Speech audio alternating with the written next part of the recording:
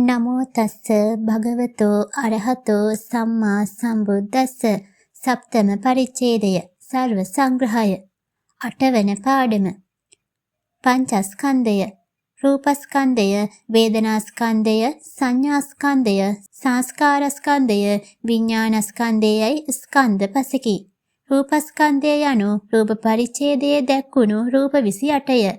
අතීතාදී වශයෙන් ભેද වූ රූප සියල්ල රූප භාවයෙන් සිතින් එක් සමූහයක් වශයෙන් ගෙන සියල්ලටම රූපස්කන්ධයයි කියනු ලැබේ. ස්කන්ධ යන වචනයේ තේරුම සමූහය යනුයි. රූප සමූහය රූපස්කන්ධයය. වේදනාස්කන්ධය යනු දෙපනස් චෛතසිකයන්ගෙන් එකක් වන වේදනා චෛතසිකයය. අතීතාදී වශයෙන් අනේකාකාරයෙන් බෙදී ඇති වේදනා සියල්ල වේදනා භාවයෙන් සිතින් එක්කොට සියල්ලම වේදනාස්කන්ධයයි කියනු ලැබේ. සංඥාස්කන්ධය යනු සංඥා චෛතසිකයය. අතීතාදී වශයෙන් අනේක ප්‍රකාර වන සංඥා සියල්ල සංඥා භාවයෙන් සිතින් එක්කොට සියල්ලට සංඥාස්කන්ධයයි කියනු ලැබේ. සංස්කාරස්කන්ධය යනු වේදනා සංඥා දෙක හැර ඉතිරි චෛතසික 50ය. අතීතාදී වශයෙන් අනේක ප්‍රකාර වන ඒ චෛතසික රාශිය සංස්කාර භාවයෙන් එක් සමූහයක් වශයෙන් සිතින් සලකා සංස්කාරස්කන්ධයයි කියනු ලැබේ. විඥානස්කන්ධය යනු එකුණනු චිත්තයය.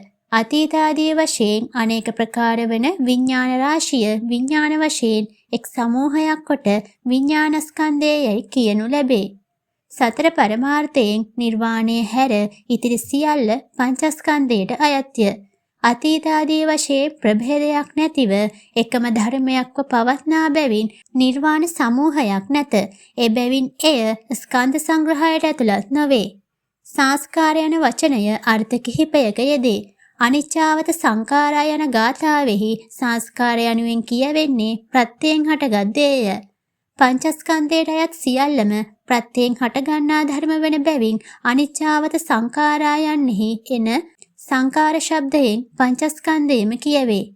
සංස්කාරස්කන්ධයයි කියන තැන සංස්කාර නාමයෙන් ගැනෙන්නේ වේදනා සංඥාවන්ගෙන් අන්‍ය වූ චෛතසික 50ය.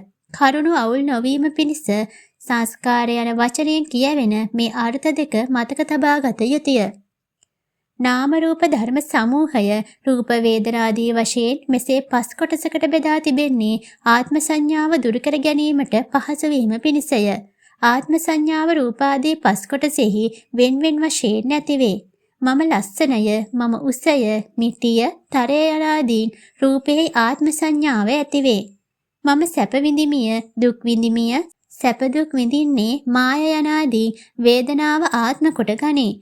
මම අසවල් දේ දනිමිය. දන්නේ මාය කියා සැලකීම් වශයෙන් සංඥාවාත්ම කොට ගනී. දෙන්නේත් මාය, ගන්නේත් මාය, යන්නේත් මාය, ඇලුම් කරන්නේත් මාය, කිපෙන්නේත් මාය යනාදීන් සංස්කාරයන් ආත්ම කොට ගනී. මම දකිමිය, අසමිය යනාදීන් විඥානයාත්ම කොට ගනී. සාමාන්‍ය ජනයා එසේ ආත්ම වශයෙන් ගන්නා දේවල් රූපාදී ධර්මයන් බව තේරුම්ගත් කල්හි ආත්ම සංඥාව දුරු වේ. පංචස්කන්ධය දැනගැනීමේ ප්‍රයෝජනය ආත්ම සංඥාව දුරු කරගත හැකි වීමය. උපාදානස්කන්ධ 5. රූපෝපාදානස්කන්ධය, වේදනෝපාදානස්කන්ධය, සංඥෝපාදානස්කන්ධය, සංස්කාරෝපාදානස්කන්ධය, විඥානෝපාදානස්කන්ධය කියා උපාදානස්කන්ධ පසකි. රූපාදිය මගේය කියාද මමය කියාද තදින් ගන්නා තෘෂ්ණා දෘෂ්ටි දෙක උපාදාන නම් වේ. සම්පූර්ණ පංචස්කන්ධයම උපාදානයන්ගේ ගැන්මට හසු නොවේ. උපාදානයන්ගේ ගැන්මට හසුවන්නේ උපාදානයන්ගේ පැවැත්මට ස්ථාන වන්නේ ලෞකික ධර්මයන්ය. ලෝකෝත්තර ධර්ම උපාදානයන්ට හසු නොවේ. සසර දුකින් මිදීමට උපාදාන නැති කළ යුතුය. ඒවා නැති කළ හැක්කේ උපාදානයන් වැඩිවීමට ස්ථාන වන රූපාරූප ධර්මයන් විදර්ශනා කිරීමෙනි. උපාදානයන්ට හසුවන නොවන ධර්ම දෙකොටසම පංචස්කන්ධයට අයත්ය. විදර්ශනාවට ගත යුතු ධර්ම වෙන්කොට දැක්වීම සඳහා උපාදානස්කන්ධ පස වදාරා තිබේ. රූපෝපාදානස්කන්ධය යනු අටවිසි රූපේය.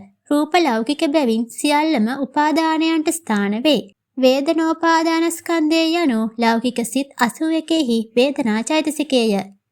සංඥෝපාදානස්කන්ධය යනු ලෞකික සිත් 180 සංඥා චෛතසිකය.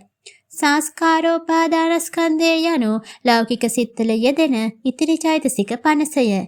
විඥානෝපාදානස්කන්ධය යනු ලෞකික සිත් 180ය.